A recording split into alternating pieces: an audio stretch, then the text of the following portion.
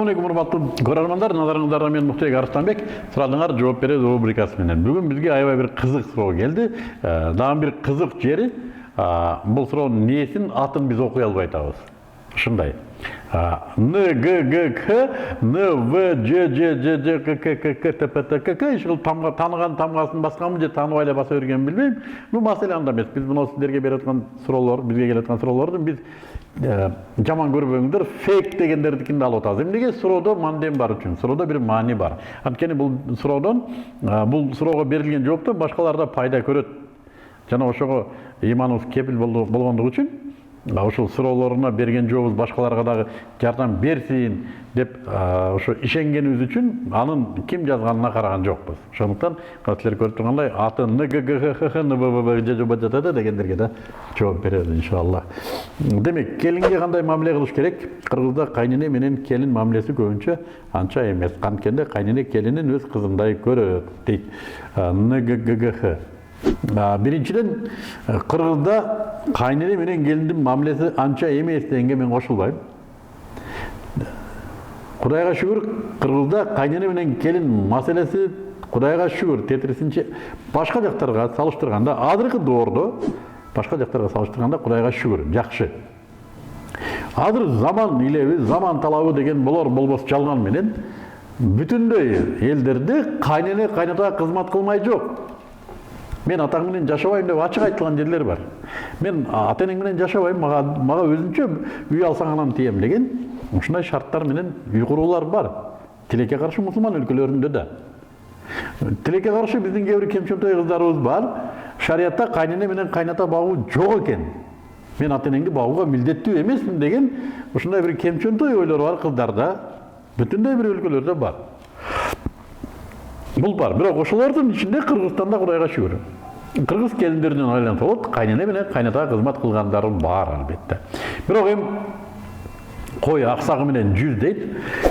Ошол учурда кайненеге мындай бир мамиле кылганды билбеген, үйүндө тарбия көрбөгөн келиндерибиз да бар. Кайнененин ким экендигин баалай албаган келиндерибиз бар. Бул келиндерибиз акчасын коротуп окуу жайларга окуйт. Тренингтерге катышат, ийгиликке үйрөнөйүн деп. Интернеттен башын көтөрбөйт. Бирок Аллах Таала берген акысыз тренинг, акысыз билим үйүндө турса ушуну баалабайт. Бул кайнене. Мен айтам, кайнене Кудай жакшы көргөн келин үчүн табылга баа жеткис бир университет. Жашоонун, мындай айтканда, бүтүндөй бир жашоо нугун сага мурас кылып кете турган бир эне. Тилекке каршы мен айтам, кайненеңден айланып кет. Кайненеңден айланып кет. Кайненеңден айланып кет. Кайнене сенден бир муун эрте келип, сени бага турган, сага бала көтөрткөн эркекти төрөгөн аял.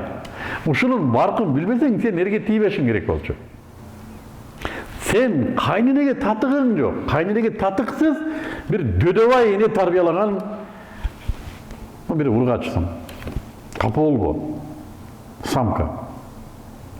Аял, катын кайненеден болот. Кайнененин мектебинен аял болот. Кайнененин мектебинен катын болот. Кайнененин зубаласынан дейт.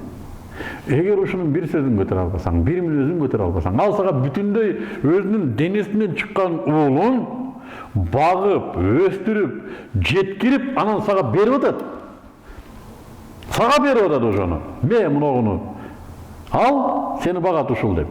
Сен ошол эненин бир сөзүнө даяр эмессиң. Жашоодо эмнеге сен бакылсың?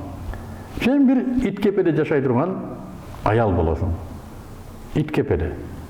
Жашооң өтө кор. Балдарыңдын атасынын энесин сыйлай албаган соң сен эмнеге сыйлаш керек? Мына ушундай кайнененин ролу. Мен ушундай карайм. Аллах насип этсе мен өзүмдүн кыздарыма да ушундай осуят берем.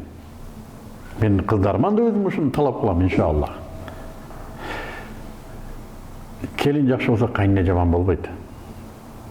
Мына ушундай мыйзам. Келин жакшы болсо кайнене жаман болбойт. Кайнененин жаман экендигин жаман келин айтып чыгат. Кайненемден айланам деген келиндер бар. ай жарқын жана алтын көкүл келиндер.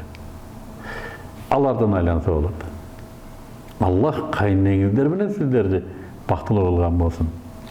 Мына ушундай. Жигиттерге да кеңеш. Энеңиздер жөнүндө айтып бериңиздер.